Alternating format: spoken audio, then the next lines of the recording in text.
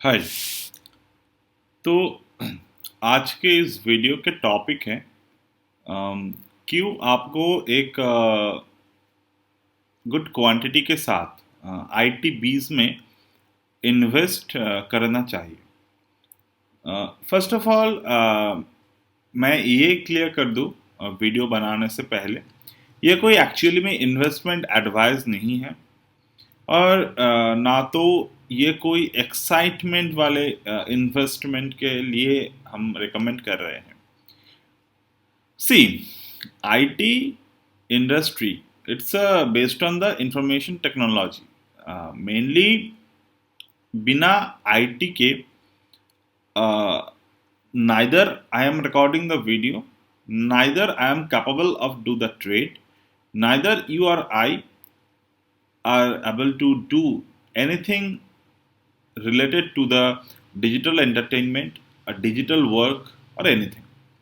So the sector itself have a big role to the development and all. ये तो हो गए first thing first. Now secondly, जैसे कि मैंने विप्रो को रिकमेंड किए थे कुछ दिन पहले, the complete analysis is there और it is not about the only recommendation. तो किस तरीके से हम लोग एनालिसिस को करते हैं, कौन से मेथड पे हम चूज करते हैं, सभी ये मैं यहाँ पर दिखा देता हूँ। तो Gann method I used a lot, और अगर आप देखें तो Wipro is doing very good. In the same term, if I open the TCS, Tata Consultancy Services, the TCS also doing very good, right? तो in that way, मैं ये IT20 को it is a good, it is a ETF fund। तो ये खरीदना मतलब आप सारे के सारे ETF वाले स्टॉक्स को ले रहे हो। Whatever the ETF stocks will do good, this ETF will be adjusted over there। जैसे कि आप निफ्टी बीज लेते हो, उसी तरीके से this is the ETF fund. Okay, तो ये ही क्यों? Because currently it is available in a very good rate. मैं चीप नहीं कहूँगा इसको, but I can see this is a very perfectly valuation is currently there.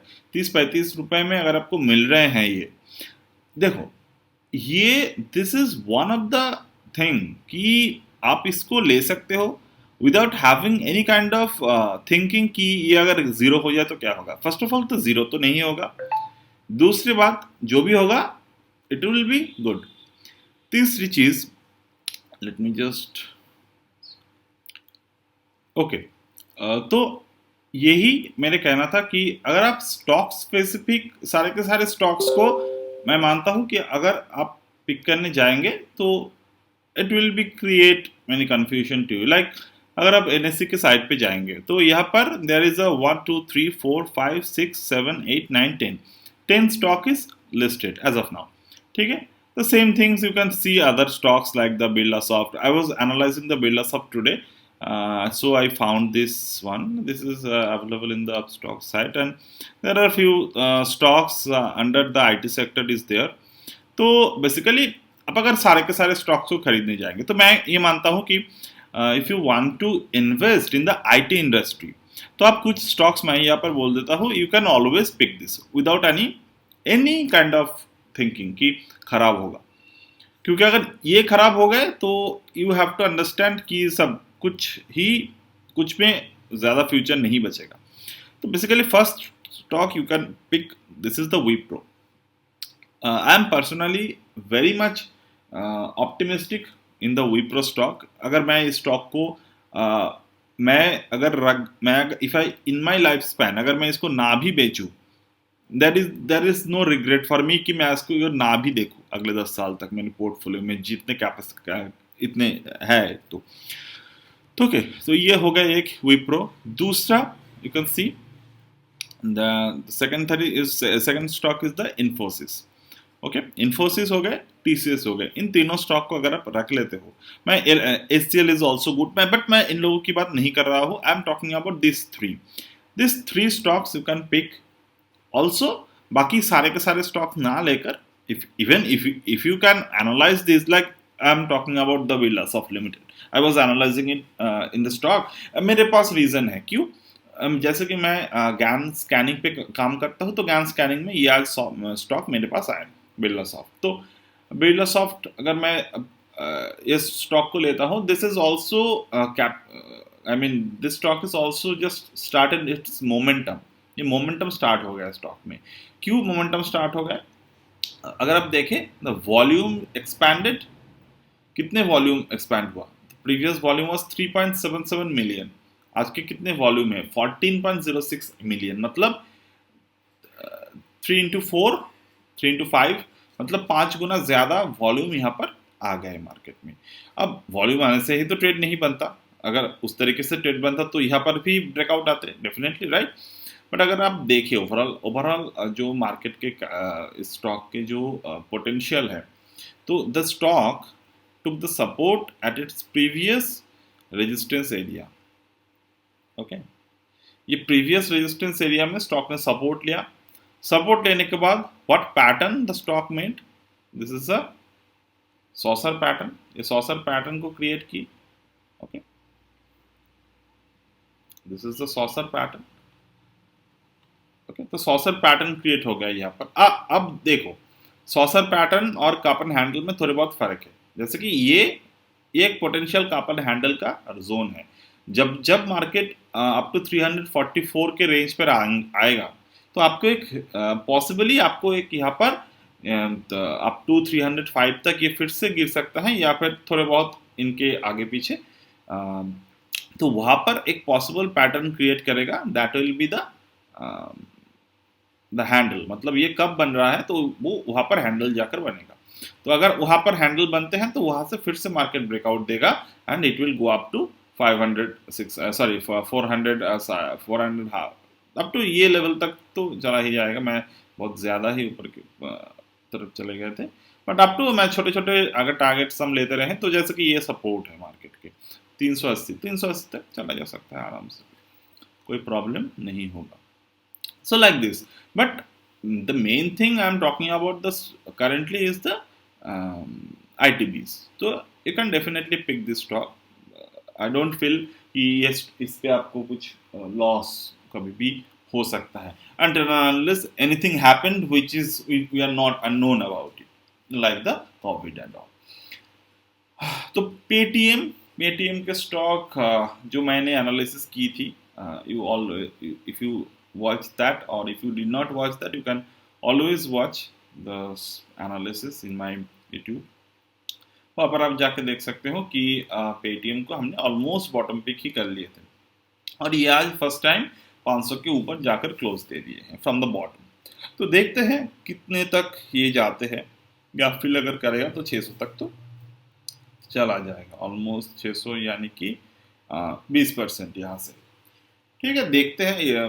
वैसे तो ये स्टॉक्स पे हम लोग बहुत रिस्क मैनेजमेंट के साथ ट्रेड लेते हैं, बट फिर भी यू कैन ऑलवेज वॉच, क्योंकि stock market it's also about the having some excitement to your work place, right. अब सारे के सारे आप निफ्टी 20 में तो नहीं लेंगे, otherwise it will be like the very dull thing. But आपको कब मान लो आपने अगर आपके पास 1 लाख है, तो 1 लाख में से आप पेटीएम जैसे स्टॉक्स में जो इनके रेपुटेशन है, हम इसके सिर्फ और सिर्फ रेपुटेशन के बारे में बात कर रहे हैं. अगर फंडामेंटल मान लो, अगर आगे जाकर फंडामेंटल सही हो जाए, तो आप किस तरीके से इसमें पोजीशंस को इंक्रीज कर सकते हो. मैं ये मान के चलता हूँ कि कहीं ना कहीं Paytm is currently at the good fundamental. जब because see fundamental it's not always about the balance sheet. आपको और भी कुछ स्टडीज करने हैं. If you see the unicorn, I mean Paytm, and इनके जो माइंडसेट थे, the founder, the mindset was fantastic, right. और this kind of people who are in the board, तो ये कभी भी, it is all about the idea. आपको समझना होगा, it is all about the idea. And what they pitch, what they thinking, what they think, because they have the investors. You have to understand this. They have investors, and if somehow the Paytm do something like tomorrow, or ये इस मान लो this is the Paytm stock, okay, and you just imagine this Paytm is listed in the stock market before the demonetization, right? So you can imagine the growth at the time of the demonetization के time पे जो Paytm से जितने पैसे जमा हुए थे, मतलब all of the transaction was done in the online base उतने टाइम पे, तो you can imagine the growth, okay. तो अगर आप उसको मिरर कर ले, उसको इमेजिन कर ले, so there are always potential. See, not every stock will be safe. Like I talk about the investment in the Wipro कि ये अगर मैं मेरे रहते हुए भी ना बेचूं तो there is no harm. फिर but this kind of stock they can do miracle. I'm not talking about certainly Paytm, but some businesses have the potential. Okay. So there are lots of opportunity. तो आप अगर आपके पास 1 लाख है तो technical देख लो थोड़े बहुत। अगर मैं ये नहीं कह रहा हूँ कि आप बिना जो आंख बंद करके इन्वेस्ट कर दो, क्योंकि वी आर रिटेलर्स, हमारे लिए हमारे पास मान लो अगर हमारे पास हमारे कैपिटल के 10% का बहुत अहमियत होते हैं, because that is our own money, okay. तो मान लो आपने यहाँ पर बाय किए हैं, अगर कहीं कहीं नीचे की तरफ आते भी हैं तो आपके कितना जाएगा? 6% of your, I mean it is not about your 6% capital, ठीक है। मान लो आपने यहाँ पर 1 लाख के 10,000 डाले या फिर 5,000 डाले, तो 5,000 के 7% क्या होते हैं? 10,000 के 7% होते हैं 700, राइट। 5% कितने होंगे? 350-400 रुपये। बट वो 5,000 अगर कहीं ना कहीं जाकर ये स्टॉक 1,000 तक चले गए, 2,000 तक चले गए, it will give you the very much good money, right? So this is how you first need to understand your mindset, your risk appetite and all. Investment तो हो जाते हैं, इन्वेस्टमेंट अगर आप थोड़े बहुत बुक भी पढ़ लो वहाँ पर भी इन्वेस्टमेंट हो जाते हैं। The problem is there is the mindset, okay. So that's it as of now from my end, and I will get back to you.